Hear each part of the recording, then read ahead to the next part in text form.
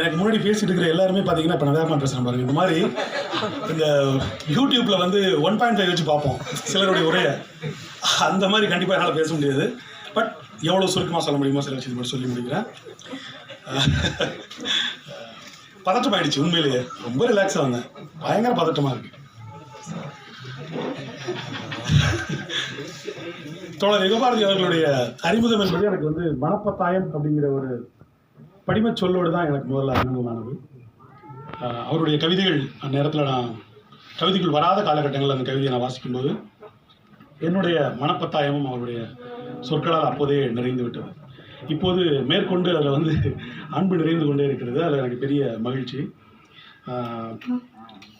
அடிச்சிடுறேன், 5 point அடிச்சிட்டேன். குறிப்பாக அவர்கிட்ட எனக்கு பிடிச்ச ஒரு விஷயம் என்ன அப்படின்னா, அறிமுகம்னு சொல்லியிருக்காரு, அன்புன்னு 2 இருக்கு இல்லையா? அதனால் அறிமுகத்தை பண்ணிவிட்டு அப்புறம் அன்பு அப்புறம் நூலுக்கு வந்துடுறேன். எப்போ அவர்கிட்ட ஒரு பாடலை பற்றி பேசினாலுமே யாரோ எழுதுன ஒரு பாட்டை பற்றி பேசுகிற மாதிரியே பேசுவார். அதில் அவர் பெருசாக ஓன் பண்ணிக்கவே மாட்டார். அதில் இருக்கிற ஒரு பெரிய விஷயங்களை சொல்லும்போது அது அவர் வரியிலிருந்து அந்த சித்திர பாடலிருந்து லேசாக இன்ஸ்பயர் ஆன தொடர். அது வந்து திருக்குறள்லேருந்து லேசாக வந்து தொடர் இப்படியே சொல்லுவார். அவருடைய பாடலில் இருக்கிற குற்றங்கள் ஒருவேளை சொன்னால் மட்டும் ஏற்றுப்பார். ஆமாம், அது நான் செஞ்ச தப்பாக இருக்கணும். இது ஒரு பெரிய மனதுன்னு நினைக்கிறேன். ஒரு கலைஞனுக்கு இருக்க வேண்டிய ஒரு பெரிய மனது அது தோழர் யுகபாரதி அவர்களுக்கு இருக்குது. அவருடைய அபூர்வமான நிறைய படிமங்கள் அவருடைய பாடல்களில் உண்டு. எனக்கு சமீபத்தில் வந்த பாடல்களில் அந்த ஆளால ஒஞ்சிரிப்பு கொத்துதையா அச்சிருந்த ராட்டினம் போல் சுத்துதையாங்கிற அந்த 2 வரி வந்து எனக்கு வந்து ஒரு இரவு முழுக்க தூங்க விடாமல் செஞ்சேன்னு சொல்ல. நான் பேசினேன் அவர்கிட்ட. இந்த ஆளாளத்தையும் சிரிப்பையும் ஒன்றா சேர்க்குற அந்த இடம் அவ்வளோ அழகாக இருக்குது. அப்புறம் அந்த ஆட்சாமையையும் பரிதவிப்பையும் வந்து அச்சிருந்த ராட்டினம் போல் சுத்துதையாங்க சொல்கிற இடம் வந்து ரொம்ப அபாரமானதுன்னு நான் ரொம்ப நாள் பேசிகிட்டு இருப்பேன். இப்படி அபூர்வமான விஷயங்களையும் செய்வார், சில சேட்டைகளையும் சில பாடல்களில் செய்வார். உதாரணத்துக்கு அந்த பாட்டை பாடினவர் இங்கே இருக்கிறாரு, அதனால் பாட கொஞ்சம் பயமாக இருக்குது. ஒத்தலையிட்டும் ஒன்ன நினச்சி குத்து விளக்கண மாறி போச்சே அப்படின்னு பாடியிருப்பார். தோழர் எனக்கு புரியல அப்படின்னு சொல்லி கேட்டேன். அப்போ ஒரு நீண்ட விளக்கம் ஒன்று கொடுத்தாரு. அப்போ என்ன ஒரு சேட்டை அப்படின்னு சொல்லி நான் அதை நினச்சேன். அந்த மாதிரி நிறைய விஷயங்கள் தோழர் வந்து பண்ணுவார். அவருடைய உரைநடை நூல்களை வந்து நான் ரொம்ப பிற்பாடு தான் வாசிக்க ஆரம்பித்தேன். அது எனக்கு ஒரு பெரிய இழப்புன்னு நான் கருதுகிறேன் உண்மையில். ஏன்னா ஒவ்வொரு அவருடைய கட்டுரையுமே பார்த்தீங்கன்னா ஒரு 50 நூல்கள் வாசித்து அதிலிருந்து எடுக்கிற எசன்ஸ்லேருந்து ஒரு கட்டுரை எழுதுறாருங்கிறப்போ நமக்கு ஒரு 50 புத்தகங்களை வாசித்த ஒரு ஒரு பலன் நமக்கு கிடைக்குது. அந்த மாதிரி அவருடைய நூல்களை தாமதமாக வாசித்ததில் எனக்கு ஒரு பெரிய வருத்தம். அண்ட் அவருடைய கட்டுரையின் மூலமாகவும் சரி, அவருடைய பேச்சின் மூலமாகவும் சரி, எனக்கு அவர் அறிமுகப்படுத்திய நூல்களுக்காக நான் உண்மையிலே அவருக்கு நன்றி கடன் பட்டிருக்கேன்னு தான் சொல்லணும். பொதுவாக ஒரு இலக்கியவாதிகிட்ட இலக்கியம் மட்டும்தான் பேச முடியும். அதுக்கு மேலே பேசினா ஏதாவது புரணி பேசலாம். ஆனால் ஒரு இலக்கியவாதியிடம் தத்துவம் பேச முடியும், அரசியல் பேச முடியும், பண்பாடு பேச முடியும், ஆன்மீகம் பேச முடியும், எதை பற்றி வேணாலும் பேச முடியுங்கிறது வந்து ரொம்ப பெரிய விஷயம். குறிப்பாக அந்த மாமன்னன் பட வேலைகள் சார்ந்து இருக்கும்போது வந்து தோழர்களோடு வந்து ஒரு 56 மணி நேரம் முழிச்சுட்டு நாங்கள் வந்து பேசிகிட்டே இருந்தோம். அது வேறு எப்போவுமே என் வாழ்க்கையில் நிகழ்ந்ததில்லை. வேறு யார்கிட்டையும் அப்படி பேச முடியுமான்னு தெரில. அந்தளவுக்கு அப்படி ஒரு பயணத்தை நாங்கள் தொடர்ந்து செஞ்சுட்டே இருக்கோம், உரையாடல் வழியாகவும் சரி, பல்வேறு வகையிலையும் சரி. ஸோ அந்த வகையில் எனக்கு மிகப்பெரிய ஒரு அன்பாளனாக அவர் என் வாழ்க்கையில் இருக்கிறாரு.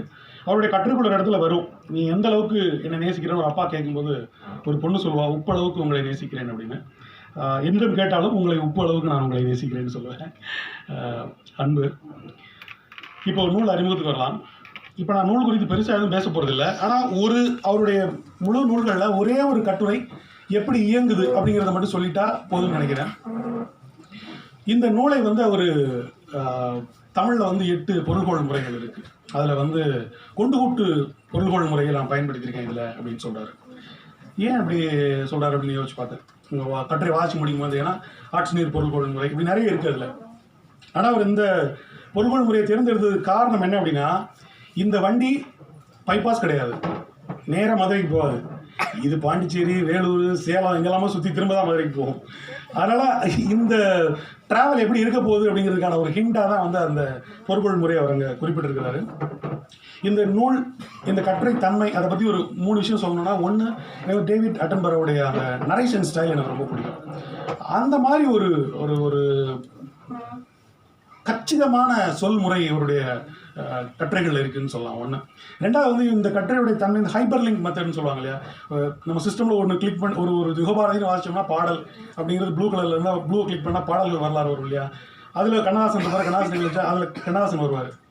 இப்படியே ஹைப்பர் லிங்க் மெத்தடில் இந்த கட்டுரை வந்து எழுதப்பட்டிருக்குன்னு சொல்லலாம். முதல் கட்டுரை சொல்வலை வேட்டுவம் அப்படின்னு அவருடைய முதல் கட்டுரை போட்ட தலைப்பு. அந்த தலைப்பு கிட்டத்தட்ட அவருக்குமே பொருந்தும். ஆனால் வள்ளுவரை வந்து சொல்வலை வேட்டுவன்னு சொல்லுவாங்க. நிறைய தமிழ் புலவர்களுக்கு சொல்வலை வேட்டுவங்கிற அந்த பட்டத்தை நிறைய பேர் அன்பின் நிமித்தம் கொடுத்துருக்காங்க. நான் அன்பின் நிமித்தம் மட்டுமல்ல, என்னுடைய பகுத்தறிவு நிமித்தமாகவும் கூட அவருக்கு அந்த சொல்வலை வேட்டுவங்கிற அந்த பட்டத்தை கொடுக்கலாம்னு நினைக்கிறேன். அந்த அளவுக்கு வந்து சொற்களால் வந்து நம்முடைய மனதை வேட்டாடக்கூடியவராக இந்த கட்டுரை முழுக்கவே இருக்கிறார். சொல்வலை வேட்டுவம்னு ஆரம்பிக்கிறவர் எங்க கட்டுரை ஆரம்பிக்கிறார் அப்படின்னா, பிறை நிலவின் மொழிபெயர்ப்பே யானை தந்தம், பிறை நிலவின் மொழிபெயர்ப்பே யானை தந்தம் அப்படின்னு சுரதாவுடைய ஒரு கவிதை வரியிலிருந்து ஆரம்பிக்கிறார். ஆரம்பிச்சு முத்தொள்ளாயிர பாடல் ஒன்றுக்கு போறாரு. எதிரி நாட்டு வெண்கொற்றக்குடையை பார்க்கும்போது போர் முடிந்த பின்பு கூட எதிரி நாட்டு, அதாவது நிலவை பார்க்குது அந்த யானை, போர் முடிஞ்சிருச்சு, நிலவை பார்க்கும்போது எதிரி நாட்டு வெண்கொற்றக்குடையோ இன்னும் இது மிச்சம் இருக்கோ அப்படின்னு வெறியோட அந்த நிலவை அந்த யானை பார்க்குது அப்படின்னு சொல்லி அந்த பாடலுக்கு போறாரு, முத்தொள்ளாயிர பாடலுக்கு போறாரு. அங்கிருந்து இன்னொரு யானை இருக்கு நினைவுக்கு வருது. போர் முடிஞ்சு தந்தம் உடைஞ்சு நகங்கள்லாம் பெயர்ந்து அந்த நாடு திரும்புகிற யானை தனக்கு இணையான பெண் யானைகளை பார்க்கும்போது அது வெக்கத்தோட இவ்வளவு அலங்கோலமா இருக்குமே, எப்படி பெண் யானைகள் போய் நிற்கிறது அப்படின்னு நினைக்கிற ஒரு யானையை பத்தி அடுத்து சொல்றாரு. சட்டுன்னு அங்கிருந்து வந்து யானைக்கு வந்து எவ்வளவு தூரம் கம்பீரம் இருக்கோ அதே மாதிரி அதுக்கு ஒரு அன்பு நிலை இருக்கு அப்படின்னு சொல்லி அங்கிருந்து வர்றாரு. போனா கோடை காலங்களில் தண்ணீர் பற்றாக்குறை ஏற்படும் போது யா மரம் வந்து நீரை வந்து தன்னுள்ள பிடிச்சி வச்சுக்கும். அந்த யா மரத்தில் தந்தத்தை குத்தி அதிலிருந்து நீரை வர வைத்து பெண் யானைக்கு ஊட்டுகிறது. அப்படிப்பட்ட ஒரு யானையை பற்றி பேச வர்றாரு. இந்த யானை தான் ஒரு அரசனுக்கான அடையாளம். யானை எவ்வளவு இருக்கோ அதுதான் அரசனுடைய பலம் என்பதை வைத்து பேசிக்கொண்டு வரும்போது அரசனுக்கு தாவுகிறார். அப்ப அங்க ஒரு ஓரியை பற்றி ஒரு சித்திரம் வருது, ஓரியினுடைய வில்லை பற்றி ஒரு சித்திரம் வருது. அதாவது ஒரு யானையில் ஒரு அம்பு தைத்து அது அங்கிருந்து வெளியேறி புலியில் தைத்து அதற்கு பிறகு மானில் தைத்து அதற்கு பிறகு அது வந்து பன்றியில் தைத்து அதற்கு பிறகு அது உடும்பில் தைக்கின்ற ஒரு வில்லை பார்க்கும்போது யார் இந்த வேட்டுவன் பார்க்கும்போது அரசன் ஓரி நின்று கொண்டு இருக்கிறான் அப்படின்னு சொல்றாரு. அப்போ ஓரியை பத்தி பேசும்போது, ஓரியினுடைய வீரத்தை பத்தி பேசும்போது பேசிட்டே வரவர் சில நேரம் வீரம் மட்டும் இல்ல சூழ்ச்சிகளே வெல்லுது அப்படின்னு சொல்ல வர்றாரு. அங்கிருந்து சூழ்ச்சிகளை பத்தி பேசும்போது கோலியா தாவீது கதைக்கு தாவறாரு, பைபிளுக்கு போறாரு. அந்த கதையை அங்க ஒரு கன்க்ளூஷன் கொடுத்து முடிக்கும்போது வள்ளுவர் வந்து வேட்டுவம் என்கிற ஒரு சொல்ல எங்க பயன்படுத்துறாருங்கிறத அங்க வராரு. வரும்பொழுது கூடா ஒழுக்கத்தை பேச வந்த வள்ளுவருடைய ஒரு குரலை சொல்றாரு. தவமறைந்து அல்லவை செய்தல் புதல் மறைந்து வேட்டுவம் புல் சிமிழ் தற்று அப்படின்னு விளக்கம்லாம் அங்கே சொல்ல வேண்டிய நினைக்கிறேன். எல்லாருமே பெரிய ஒரு அறிவு தளத்தில் இருக்கவங்களால. ஸோ ஒரு வள்ளுவருடைய இந்த வேட்டுவன் அப்படிங்கிற அந்த சொல்லும்போது கூடா ஒழுக்கத்துக்கு வள்ளுவர் குறிப்பிட்ட இடத்தை குறிப்பிட்டு சொல்லும்போது அங்கிருந்து டக்குனு ராவணனுடைய ஞாபகம் வருது. இன்னும் ராவணனுக்கு போறாரு. ராவணன் எப்பேற்பட்ட வீரன், அவன் சீதையின் மீது காதல் கொண்டு எவ்வாறு துன்புற்றான், அவளுடைய காதலிருந்து மீள முடியாம எப்படி துன்புற்றான், இந்த துன்பம் தாழாமல் எப்படி அவன் வந்து அம்மையே அப்படின்னு சீதையை அழைத்தான்ங்கிற விஷயத்தை சொல்ல வராது. சொல்லும்போது எப்பேற்பட்டவனாக இருந்தாலும் ஒரு இடத்துல வீழ்ந்துதாகணும், எவ்வளவு பெரிய மதம் கொண்ட இடம் இருந்தாலும் ஒரு சின்ன மென்மையில வீழ்ந்துதாகணுங்கிறத சொல்றாரு. சொல்லும்போது உடனே ஒரு ஞாபகம் வருது அவருக்கு. சங்கப்பாடல் ஒண்ணுல ஒரு மதம் கொண்ட யானையினுடைய மத்தகத்துல வாளை குறுத்து பட்டா அதனுடைய மதம் தெளிந்து விடும் அப்படின்னு ஒரு பாடல் இருக்குது. அப்படிங்கிற ஒரு பெரிய யானையினுடைய மதம் ஒரு சிறிய வாழை குருத்தினுடைய தடவல் அதை நீக்கிவிடும் அப்படிங்கிற இடத்துக்கு சொல்றாரு. அங்க ஒரு காதல் கவிதையோடு இணைச்சு ஒரு ஜானகிராமனுடைய வெயில் அப்படிங்கிற ஒரு கதைக்கு கொண்டு வந்து எவ்வளவு பெரிய வேட்டுவனாக இருந்தாலும் அன்பு அவனை ஒரு பதம் பார்த்து விடும் அப்படிங்கிறத சொல்லிட்டு நேரம் அங்குலிமாலா கதைக்கு வர்றாரு. அங்குலிமாலா என்கிற ஒருவன் 999 மனிதர்களை கொன்று அவர்களுடைய விரலை மாலையாக்கி போட்டு 1000வது நபருக்கு காத்திருக்கும் போது புத்தர் அவனை போய் அவனுடைய சீடனாக மாற்றுகிற கதையை ரொம்ப விரிவாக அதை வந்து சொல்றாரு. சொல்லிட்டே இருக்கும்போது மனிதன் வந்து எப்படி இருக்கான் அல்லது விலங்குகளுடைய குணங்கள் எப்படி இருக்கு, குணநலங்களுடைய விசாரணைக்குள்ள போறாரு. அந்த விசாரணையினுடைய ஒரு இடத்துக்கு வரும்போது திருமூலர்கிட்ட வர்றாரு. வந்து மரத்தை மறைத்தது மாமத யானை, மரத்தில் மறைந்தது மாமத யானை, அங்க வர்றாரு மாமத யானை. அங்க வந்து ஒரு பெரிய தத்துவ விசாரத்துக்குள்ள போயிட்டு அழிகடிச்சுத்தனுடைய பாடலுக்கு வராரு. காட்டானை மேலே ஏறி கடத்தறிவை போகையிலேங்கிற பாடலுக்குள்ள வராரு. அங்க கொஞ்சம் டீட்டெயிலாக பேசிட்டு அங்கிருந்து கண்ணதாசனுக்கு வராரு. ரொம்ப எளிமையா, எறும்பு தோலை உரித்து பார்க்க யானை வந்ததடா, என் இதயத்தோலை உரித்து பார்க்க ஞானம் வந்ததாங்கிற வரியை கொண்டு வந்து அங்கே நிறுத்துறாரு. எங்கேயோ இருந்த யானைகள் வந்து கண்ணதாசன் வந்து கடைசியா நிற்குது. கண்ணதாசன் கொஞ்சம் யானைகளை ஓட்டுறாரு. அங்கிருந்து யானை டாக்டர் கிருஷ்ணமூர்த்தியை பற்றி பேசுறாரு. கொஞ்ச நேரம் பேசிட்டு உடனே அவருக்கு பஷீருடைய யானை முடி கதை நினைவுக்கு வருது. உடனே அங்கே போறாரு. அங்கே கொஞ்சம் பேசிட்டு இன்னொரு கதை இருக்குது சங்க இலக்கியத்தில். திணையரிசி மாவு வந்து முற்றத்தில் காயும் போது காட்டுக்கோழிகள் அதை வந்து கொத்திக்கிட்டு இருக்கு. இப்போ மனைவி வந்து வேகமாக அந்த கோழியை விரட்டுறதுக்காக ஓடி வரா, கையை தூக்குறா. கணவன் தூங்கிட்டு இருக்கான். பக்கத்தில் 2 மான்கள் காதல் புரிந்து கொண்டிருக்கிறது. அந்த கணவனுடைய தூக்கத்தை எழுப்பக்கூடாது, அது ஒன்று. 2வது, மானினுடைய அந்த காதலையும் தடுத்து விடக்கூடாது. சத்தம் போட்டால் அது களைஞ்சிருங்கிறதுனால அவ பின்வாங்கிறா. அதுக்குள்ளே அந்த காட்டுக்கோழிகள் அந்த மாவெல்லாம் சாப்பிட்டு முடிச்சிருது. சமையலுக்கு வச்சிருந்த மாவனுங்கிற ஒரு சித்திரம் வருது. இப்போ மனிதர்கள் வந்து எவ்வளவு உயிரிழக்கம் கொண்டவர்களாக இருக்கிறார்கள், சங்க இலக்கியம் எப்படி காட்சிகளை சித்தரிக்குது, விலங்குகளை சித்தரிக்குதுங்கிற அந்த விவரணைக்குள்ள போயிட்டு இருக்கும்போது கிள்ளிவளவன் பற்றிய ஒரு இடத்துக்கு வராரு. கிள்ளிவளவன் தன்னுடைய எதிரியான மலையமானினுடைய 2 புதல்வர்களை வந்து யானையினுடைய காலில் வச்சு மிதிச்சு கொள்றது தண்டனையை கொடுக்க வர்றாரு. அப்போது எல்லாரும் வேடிக்கை பார்த்துட்டு இருக்கும்போது கோவூர்கிழார் வந்து போய், நீ எப்படி இப்படி பண்ணுற, இது நியாயமா, சிபியனுடைய பரம்பரையில் வந்து சோழ நல்லவா, நீ இப்படி பண்ணலாமா அப்படின்னு கேட்குறாரு.